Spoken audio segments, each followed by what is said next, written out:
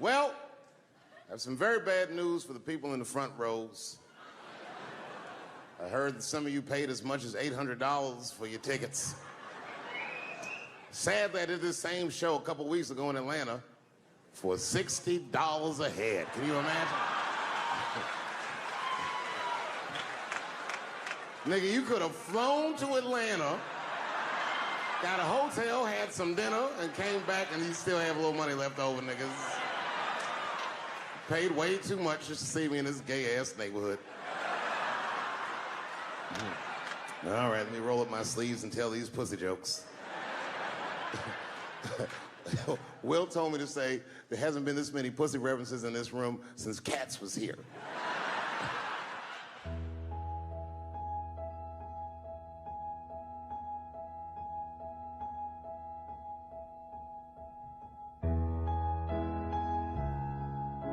And when I think back at it, it's probably the only time in my life that I ever thought to myself, I should kill everybody at school. Thank you very much, New York. Good night.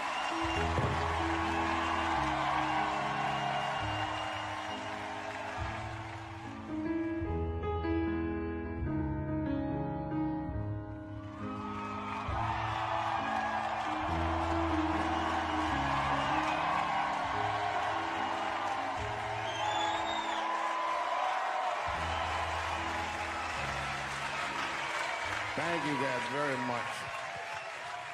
Boy, I gotta tell you, man, I've been doing this set all week, and boy, I've been telling these jokes, and sometimes niggas look like they're in actual pain over the jokes. None of it's that bad to me, but I understand why it could hurt some people's feelings. So tonight,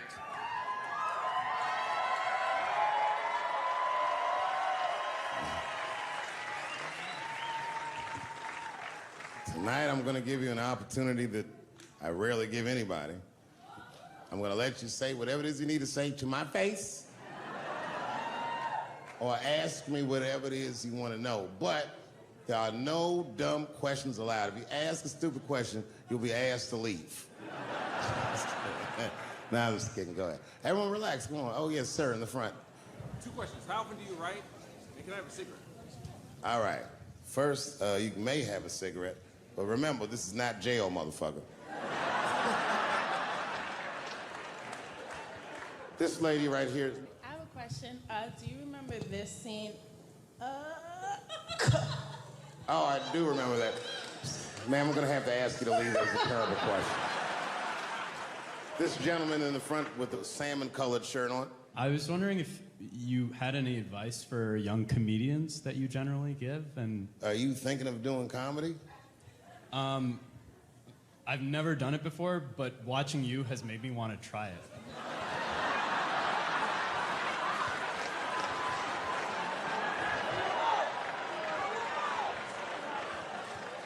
I don't know if that's an insult or not. It's a compliment. It's. I mean, niggas don't say I've never done brain surgery, but it looked a lot easier than I thought. I'm teasing. All right, here'd be my advice. Okay, I don't know how comedians start nowadays, right? But what I would suggest is just start. And once you start, you can't really stop, no matter what happens, no matter how bad it gets, no matter what people say. You know what I mean? Because comedy is weird like that. You know why I hate watching other comedians do comedy? Not because I hate other comedians, but because I love comedy so much. It's like watching somebody else fuck your girl. And I say, fuck her better than that. Yes, you on the aisle up there, the lady with the long... Yes, you, standing up, I see you. My favorite book of all time, The Narrative of the Life of Frederick Douglass.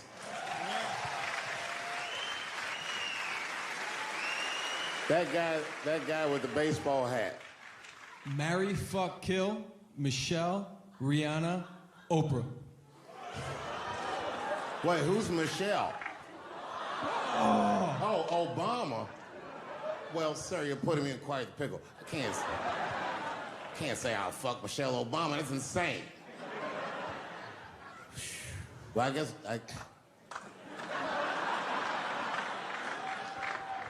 I mean, because I wouldn't kill any of those women. But I'd fuck all three of them.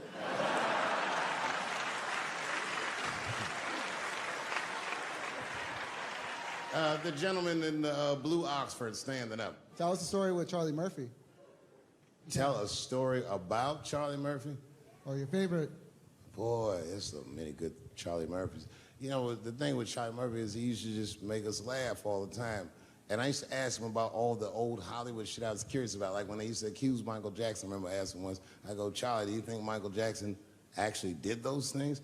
And he said, let me ask you a question, Dave. He said, say it is illegal to fuck women. How long are you staying out of jail? So God bless Charlie Murphy, wherever you are. Charlie, I love you.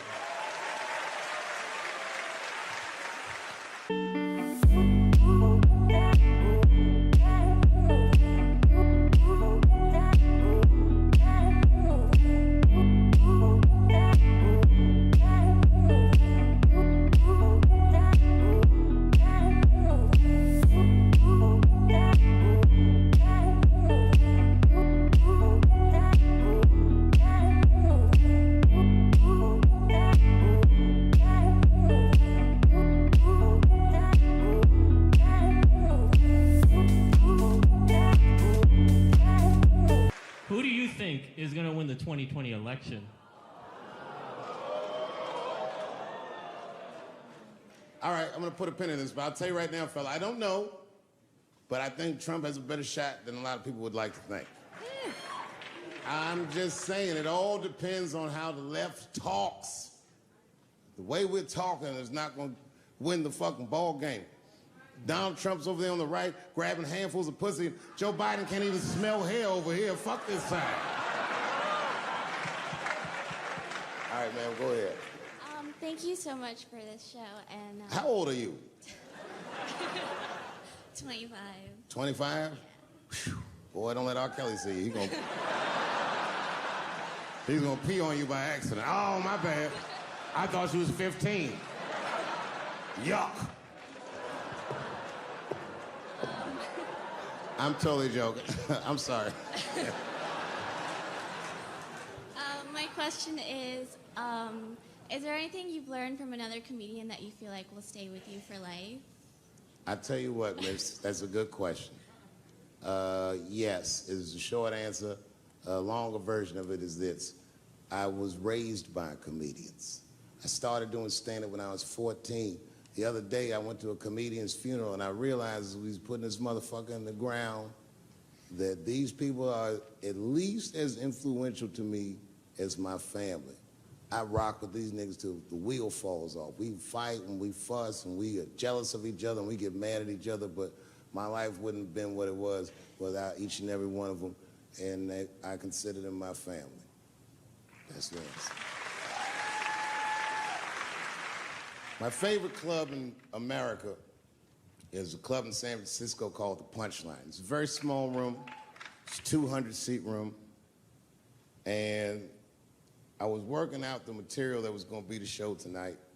I still hadn't figured out exactly how to say what I wanted to say, but I was doing pretty good. And I was doing some Me Too jokes. And a woman stood up from the audience and she was crying. Clearly, it was a white woman. She says to me, you can't say that. It's 200-seat room, it's a very small room. I'm like, what the fuck are you, like, miss, are you okay? What are you doing? She says, you can't say that. I said, yes, I can, it's my show. I'll say whatever the fuck I want. The crowd's like, ooh, like this. And then she gets up from the table and she starts making a big, like, show of just pushing through the aisles and all this stuff. And there's like a curtain right before the front door. And she gets to the curtain and she's crying. It's fucking crazy. She says, I'm sorry I was raped. It's a fucking comedy club. It's like loud farting getting out of an elevator. Nothing funny can happen in here. Now I'm trapped in a room with this woman's fucking stink.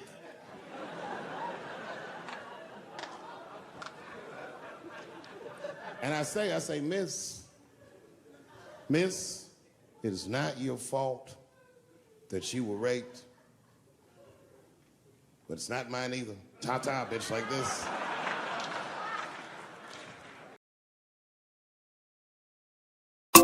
Solomon, black man, election manager, Ambazonian with the vote. For the election don't come. Yes, As we dey vote, we go. for true. They say they will team. Now there we go, they go. By election to heaven. All man with the photo. Many don't win the vote. For the sake of the gospel, brother, we go suffer, we go. As the election don't come, We must vote. as we dey vote, we go. Oh yes, Brother, when we go to you, now you don't win the vote. Look, you don't lost the vote, you. Say, I don't win the vote. yes. Now God don't give me the vote, brother. My enemies, they will shame. For true. Look, you don't lost the vote, you. Yes. Say, I don't win the vote. Now God don't give me the vote, brother. My enemies, they will shame. As the election don't come, We go vote. as we dey vote, we go. Okay. Brother, when we go to you, now you don't need the vote. Now your flag, the fly, the go so. My flag. As Oh. you dey jubilate, they see. Ha Now God don't give you the photo, brother. Your enemies, they go shame. Oh yes. I go dey pop champagne, the go. Okay. As Okay. I dey jubilate, they see. Now God don't give me the photo, brother. My enemies, they will shame. Look, you don't lost the vote, you. Yes. Say, I don't win the vote. Now God don't give me the photo, brother. My enemies, they will shame. Look, you don't lost the vote, you. Say, I don't win the vote. Yes. Now God don't give me the photo, brother. My enemies, they will shame. It's not by weapon of war. Not weapon of war. Oh. No, your multitude of soldiers. Not been a plain soldier. By the salvation of God, oh brother. Now he don't give me the vote. I've been campaigning for so many years. Oh. under the rain and sun. Oh. Sweat, brother. Finally, God don't give me the vote. Oh. My enemies, they will shame. I go the jubilate, they see. Oh yes. Oh yes. This praise is to God. It's by the salvation of Thank God. you, Lord. Thank you, Lord. Now you don't give me the vote. Give praise to God, oh. Look, you don't lost the vote, you. Say, I don't win the vote. Yes. Now God don't give me the vote, brother. My enemies, they will shame. Look, you don't lost the vote, you. Say, I don't win the vote. Yes. Now God don't give me the vote, brother. My enemies, they will shame. Look, you don't lost the vote, you. Say, I don't win the vote. Yes. Now God don't give me the vote, brother. My enemies, they will shame. Look, you don't lost the vote, you. Say, I don't win the vote. Yes. Now God don't give me the vote, brother. My enemies, they will shame. High five to the president of Ambazonia. Thank you, Lord. To the general on the ground floor. High five to them all for your faithfulness. From north to south, the whole Amazonian population. I say high five. You have win the vote. I welcome you all, Ambazonia. God bless you.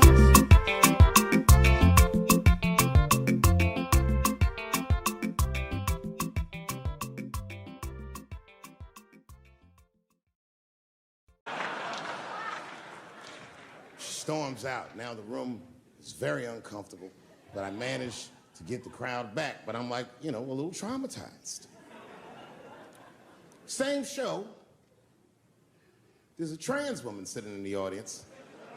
This is a true story. This was like a few weeks ago. I did 6 shows that weekend. This trans woman came to 4 of them. Calls herself Daphne. Man, this chick Daphne was in there cracking the fuck up at everything I said about everybody. It was amazing. She was laughing, and it was fun to watch her laugh. You could tell she was letting go with something that was heavy, and she'd throw her head back, and she'd smile with all her teeth. She was having a great time. And the more fun she had, I felt bad, because I knew I had some trans jokes to unload. And I thought to myself, maybe I shouldn't say these jokes because I don't want to like fuck her evening up. She's having so much fun. But then I thought to myself, well, if I can't say it in front of her, should I say this shit at all? So I let her rip.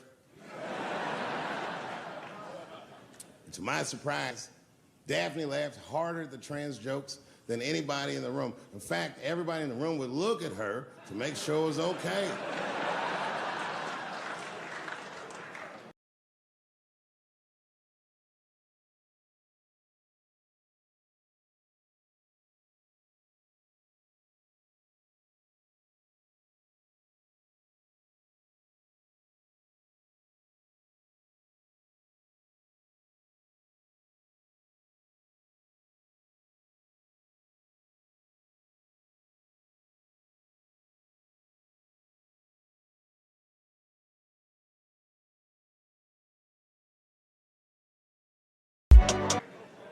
And I got off stage, I was in the dressing room, I was like, man, it's a fucking weird show. I'm sitting in the dressing room by myself just trying to figure out, like, what the fuck just happened out there? Like, why is it that this one woman can't take any of these jokes and Daphne can take all of these jokes? So weird. And then I realized, Daphne used to be a man.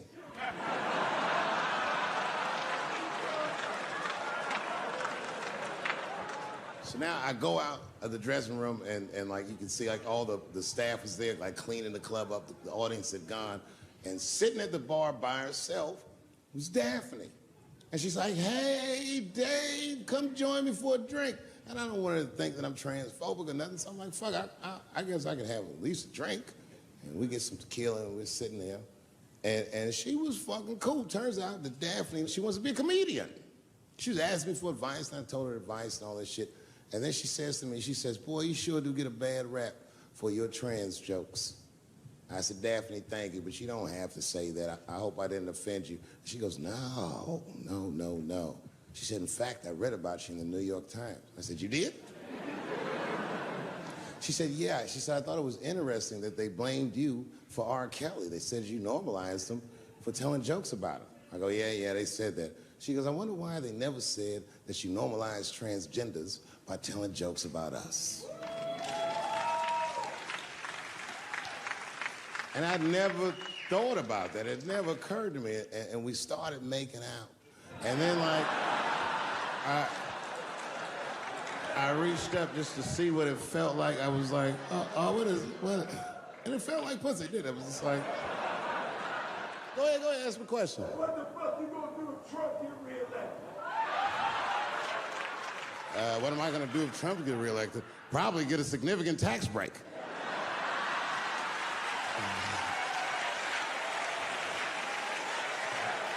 Hey, you wanna know why I don't even talk about Trump in my show? Because that motherfucker is not the hokey pokey. He is not what it's all about. There's millions of people that put him in power, and the ideas that he puts forth are not his own. He's singing poor white people's greatest hits. So why the fuck would I worry about him and not the other millions? Really, you know who I'm gonna vote for next time if things keep going the way it's going is that gay dude.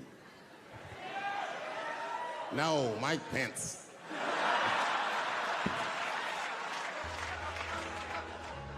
Now, this is the same club, the Punchline. This is 15 years ago, and I had just gotten back from my infamous South Africa trip. And I came to the Punchline just to cheer myself up. It's a safe place where I could tell some jokes. And I find out that this comedian I know, Chris Tucker, who's in all those Rush Hour movies, I find out that Chris is in San Francisco too, at some charity event. So I call him, I'm like, yo, I just saw you at some charity event. I said, I'm doing a show at the Punchline. Why don't you come by the club after your event? And he's like, cool, Dave. I thought you was dead, nigga. I'll come by. He says, is it okay if I bring some friends? Because, you know, I'm with a lot of people. I go, man, you Chris Tucker. You can bring whoever the fuck you want.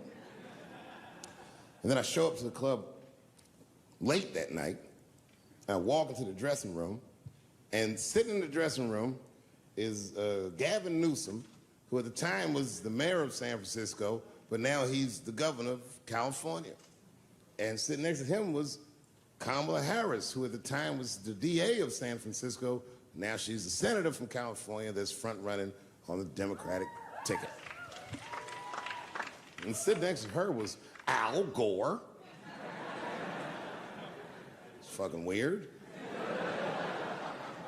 And sitting next to Al Gore was the guys from Google, Sergey, and I don't know how to say these. All right. And it was Chris Tucker and Ben Jealous, who at the time was the president of the NAACP, who was all just at this big charity dinner, and Paul Mooney was drinking scotch. And we all was just in there. And, you know, first I was a little uncomfortable when we started talking, and we all got along really well. At some point, Kamala Harris says to me, she goes, you know, a friend of mine is announcing his candidacy for president tomorrow. I went to college with him. I'm like, what? I go, Barack Obama? She goes, you've heard of him? I'm like, yo, I just read about this dude. And she goes, yo, yeah, blah, blah, blah, we talking. She goes, you know what? She says, let's call him on the phone. I said, what the fuck? And she picks the phone up and she dials and she's listening like this. And she goes, this is voicemail. And she gives me the phone, she goes, leave him a message. You know, I didn't know what to say. I just said what you say to any black dude that's running for president. You know, stay low, running a zigzag pattern, this kind of shit.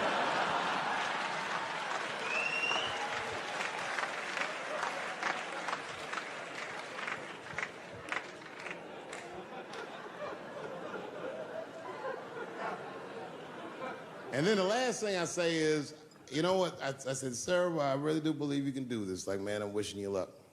Now, next day I wake up and go for coffee at a place called the Embarcadero. It's like an eatery by the sea in San Francisco. And I'm walking to the coffee shop, and there's a police line, and I can't cross the tape. But then I figure, fuck it, I'm Dave Chappelle, so I go into the thing like this. And the police yoke me. These motherfuckers, like, tackle me immediately. And I see over the police's shoulder Gavin Newsom. I couldn't remember his name, but I remember the night before I had kept teasing him and saying he looked like Christian Bale, the guy from the Batman movies. So I see him and I can't remember the name, so I'm just like, Batman, help.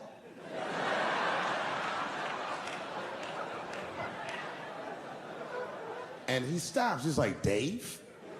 And then the police see that the mayor knows me, so they all like, oh, sorry about that. And he's like, hey, back up, everybody. And he just picks me up. He's like, I'm really sorry about that. I'm like, I'm fine, don't worry about it. And he's like, listen, I'm here with Prince. Would you like to meet him? I'm like, I know Prince. That's my nigga. And we go around the corner, and it was Prince Charles, the Prince of England.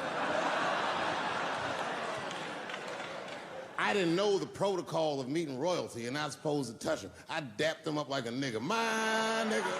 Wow. Just hugging him and shit like this, dapping him up. Like this. And that nigga was cool, too. I was like, it's really fucking weird. And then I was just out there in the upside down, not having no TV show, trying to figure life out. And the election was going on in the background. And this guy, Barack Obama, was picking up steam. This motherfucker was killing it. And I had a chance to go to the last debate on the Democratic ticket, and I went. It's me and Chris Tucker sitting in Myrtle Beach, South Carolina, It's the last three candidates. It was Barack Obama, John Edwards, and Hillary Clinton. Now, Obama's a lot taller than Edwards and Clinton, and he had the center podium.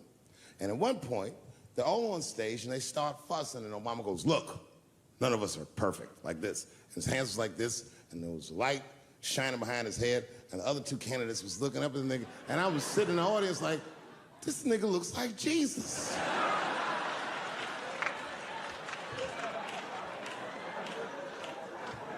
And I realized in that moment that I was looking at the next president of the United States. I was certain of it. I couldn't explain it, but I knew what I was seeing. And I got really excited. And I'm not that kind of guy. I said, I gotta meet this motherfucker. So I stayed. They were all on stage doing interviews, and I just waited. I was waiting and waiting, and then John Edwards was done with his interviews first, because everybody knew he wasn't gonna win. And I see John Edwards, and I said, hey, Senator Edwards, I just want to say hi. And that motherfucker looked at me like, I'm like, fuck you, nigga, you gonna lose anyway. And then he left, and then Hillary Clinton just walked by me in one of them Steve Harvey suits.